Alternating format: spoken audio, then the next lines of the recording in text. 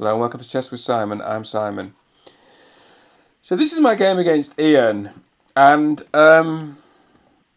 it looked like this. And then when I played e6, Ian uncorked an astonishing move, bishop d5. So this is a sacrifice, or he's offering a sacrifice, but he's not taking anything.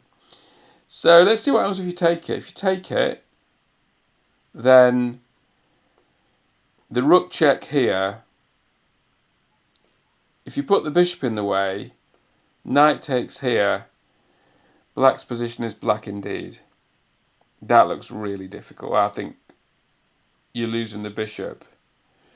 So, for instance, you could give the bishop back, but it's not great. That you just, There is this other line, you're just worse, which I noticed. You can put the bishop in the way. Now, that can be attacked with the pawn. There's then a queen check. Let's assume the bishop blocks. You then take here, so the knight's hanging. So if you take the bishop with the pawn and take the knight, but I suppose the knight can go here. Well. The knight can go there, attacking the queen, no less, which is pretty tricky.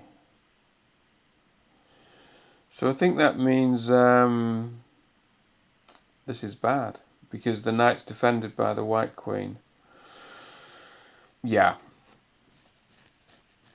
Oh, well, I don't know. What about... Oh, no, you're losing the queen now. There's bishop here, attacking the rook, but we're losing the queen. So let's go back. So... Nah. I think... I don't think that's all a very good idea. So I don't think we can take that bishop. So I think we can just say... So, for instance, we could play this, which is a bit like the sort of a6 Slav, just defend the pawn that way. Or, you could play bishop e7 and just let that pawn go. Castle, and claim that we're slightly better. All of those problems and more we're going to have to confront tomorrow. But for today, we can say that's a really innovative move, Ian. Well done. No idea what's going on there. I don't think I'm going to take that. It's a kind offer, but no. Here with Mark. Okay, so I think the analysis is, if you go knight e1, knight c2, knight e3 here to control this square, there's a problem because I'm worried they can play f4, which stops you going to e3. So what I'm going to do is just try to eliminate that knight with the bishop and then gain control over the d5 square. That's my move, and I'm sticking to it. There's no cheapos there. Sort of given up on the queen side for now, but I might come back on the queen side. This is the one I've spent a lot of time thinking about against Nick. So, okay. So I'm going to ignore the explorer here. So I think the safe move, they basically want to get going on the queen side. I think that's a nice safe move, and you basically say to white, what have you got? What's your idea? How are you going to develop some initiative or some kind of attack? I've got one weakness on d6. I'll just sit here and say, what have you got? The move which kind of appeals to me is this. Now, this is a very optimistic move, very ambitious move. It's a little bit disrespectful. I think there's a Fischer game where he does this against Petrosian. I'll try and dig it out and we'll put it on the channel. But the point is, if I just make some moves that are really bad moves that Nick would never make, because he's much too good for this. But he's much too good for this. But like, okay, that's a mouse slip. Like takes. Of course, this is absurd. Queen moves anywhere.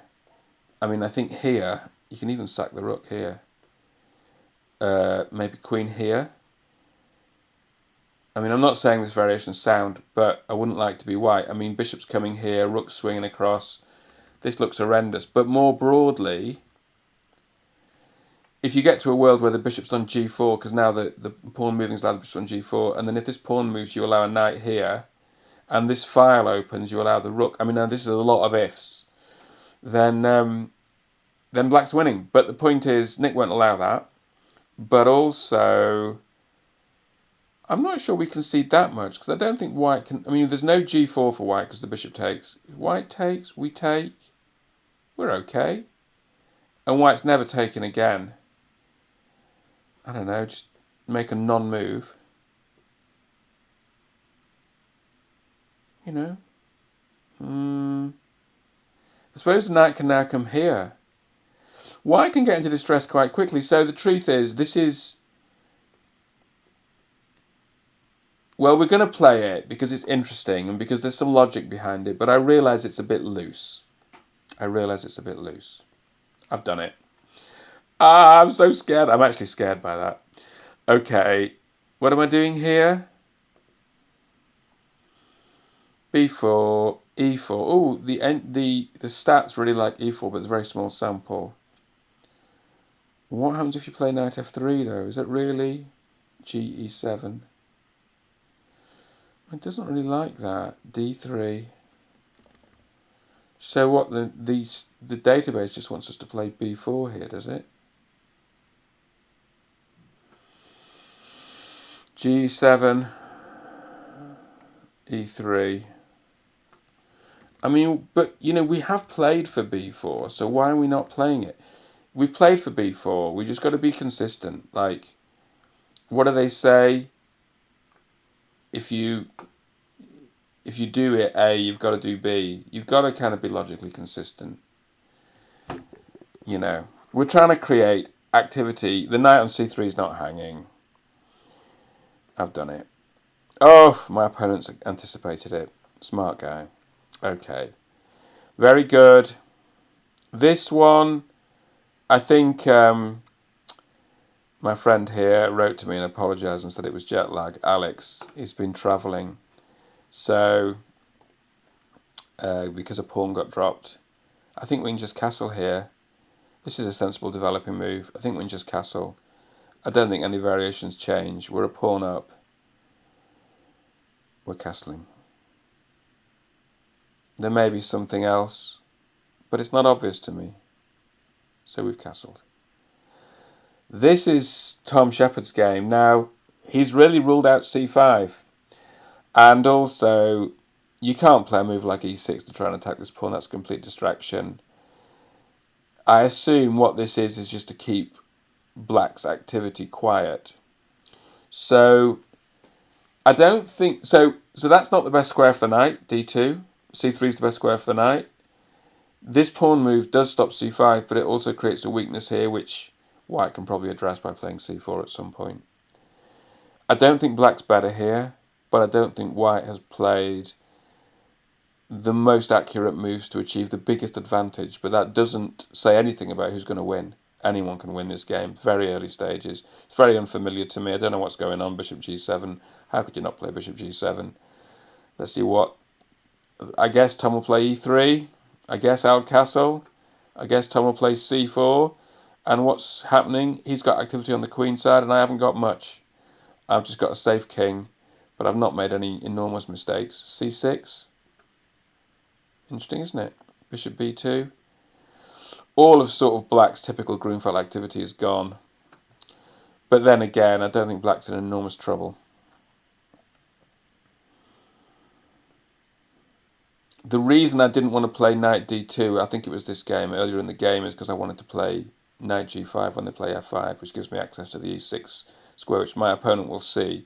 But right now, knight E6 looks like one juicy move. It even might be quite juicy after the knight moves. I mean, I'm not giving my opponent moves, but knight F6, but which allows the bishop to cover the E6 square. But I'm sure my opponent's not watching this anyway.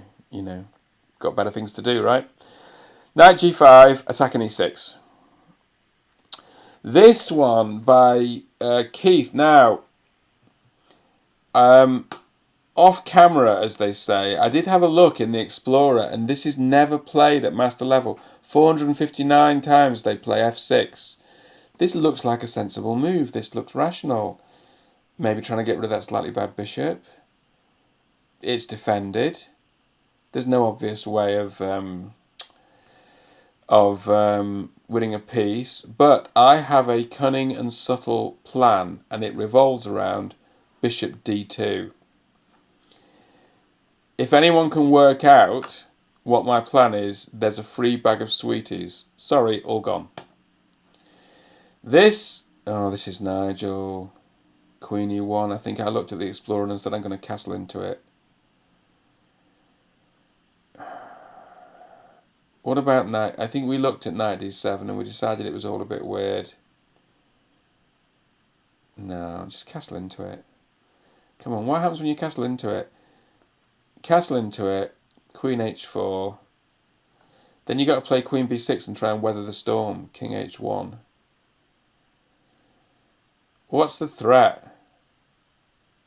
Knight g5, but the knight's covering h7 and you can always play h6. I know I'm going to live to regret this, honestly, but I mean, it's a very nice looking position, although I accept there are some attacking threats. John, pawn e5, a very straightforward and sensible move. I'm going to play pawn d3 because I don't want to get into reverse Rossolimo. Liam. Well. I think this is the database move, isn't it? So it looks like you meant to castle here, and then bishop e3, and then we swap. The basic idea is the number of pieces are coming off the board, and so the odds of me getting easily crushed are reducing, and the odds of a positional endgame in which I've got a slight edge are increasing, and that is music to my ears. Now this is a fascinating move. This isn't okay. So apparently I've got to play knight f6, but you know, the analyst in me wants to say, well, he's hung a rook there. Check. Only move. Check. Here. Check. I mean, this is horrendous. There's already a rook dropping off. Oh, no, there isn't actually. There's a rook dropping off here. This is not a good idea for black. It's worth looking at. If someone gives you a free rook, it's worth looking at. But to be honest, there's no... I mean, this is a forced move. This is the forced move. I mean, white might have better than taking the rook. I mean, for instance, white could take here. Probably mating. Or, oh no, he can't because the queen can take it. You cannot take there. Look alive. Okay. So, glad that wasn't a bullet game. So, the thing is, I'm not doing this. It's not right. I'm playing this knight f6. I'm developing a piece. I'm not letting my opponent take on f7. Much as I'd love a free rook. Here, I think the concept is you play bishop f6 and you oppose that strong bishop. And you've got to recycle the knight somehow. Okay. Gary's taken my knight. Time to take back. Otherwise I've lost. This is the Ian game. So the one I've missed is my friend from Canada who challenged me. I played knight f6. I think we're heading for a Grunfeld. I think we've agreed to play a horde game, which will be a lot of fun. Hopefully, I think you can do it in correspondence, can't you? And I would like him to demonstrate to me how white wins, because I can win quite a few of them as black, but I can't win as white. I not always. I actually manage to swindle one on time, but I often lose as white. Because there's this strategy of black basically tunneling to the back of the pawns and taking all the weak pawns at the back. And doing it quickly before white can suffocate the opponent. But when you run the engine gives a slight edge to white in the starting position of horde, which, I don't know. I mean, so it's fascinating, but I don't know, I'm just starting out, so it'll be fascinating to see how this chap plays. And, should we just have a nose? Come on, let's have a nose. into the games. Ultra Bullet, Ultra Bullet. There'll be a horde one in here, right? Can you search? Advanced search. Oh, I can't face this. Come on. Are there any horde games in here? Okay. Quarter of a minute Ultra Bullet. The point is there's a lot of these. Hungarian opening. Different world from... Alright, we'll come back to that. We'll do it next time. I guess it wasn't meant to be. But I would... Oh, here we go. Look, just in time. So here, playing white. Okay, white won here. Unfortunately, our friend didn't win. How did white win?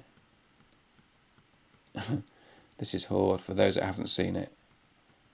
I mean, how do you make sense? Okay, so black's tunnelling. Black's at the back. And what's white doing? Ooh. So those pawns look dangerous, but they don't look that dangerous.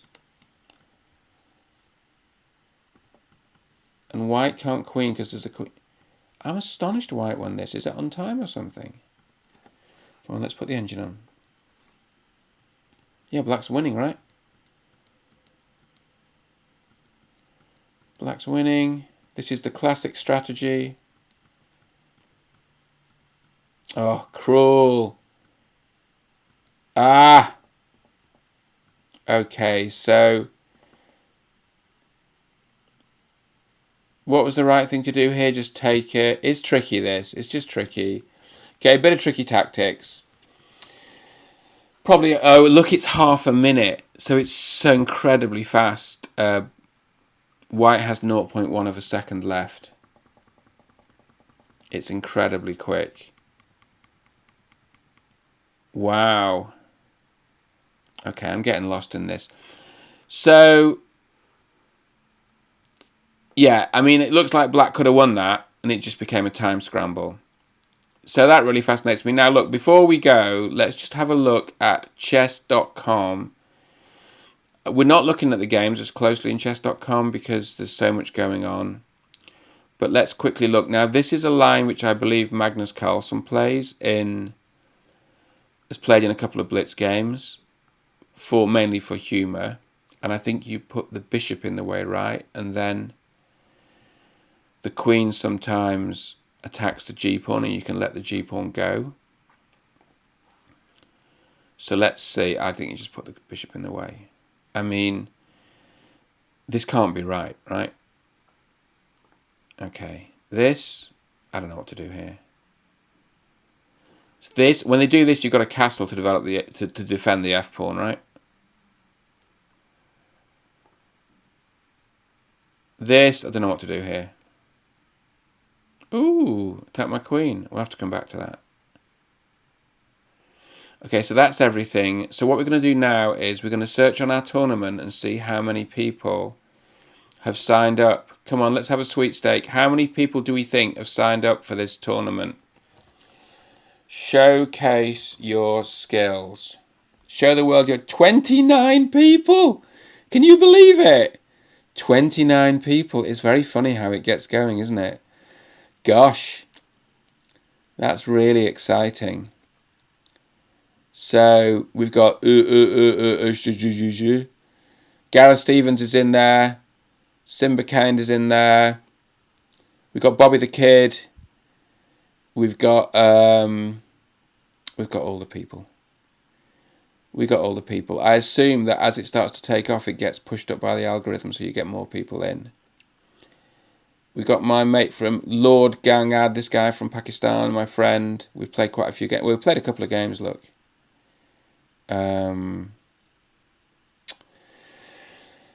Crystal, good times. I hope you enjoyed that. I enjoyed that. What is giving me anxiety? What's giving me anxiety is the fact that I've castled into the attack with Nigel.